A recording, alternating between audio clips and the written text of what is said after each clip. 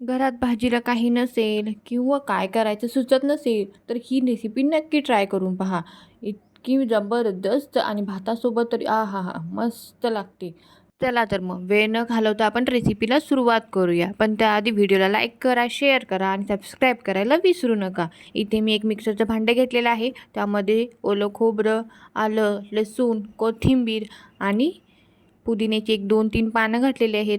थोडंसं अर्धा चमचा जिरं घातलेलं आहे आणि अख्खे धने घातलेले आहेत अर्धा चमचा. याची छान बारीक पेस्ट करायची आहे आपल्याला. त्यानंतर आपण एक छान तडका देणार आहोत.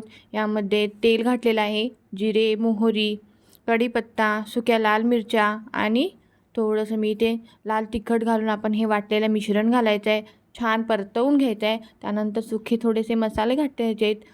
लाल तिखट, धना पावडर, जिरा पावडर आणि मीठ घालून याचे छान असं कट येईपर्यंत आपण याला परतवून घ्यायचं आहे. त्यानंतर बनवलेलं मिश्रण घालायचं आहे आणि आपण ही तुरीची डाळ घालणार आहोत शिजलेली. तयार आहे आपली कटाची आमटी.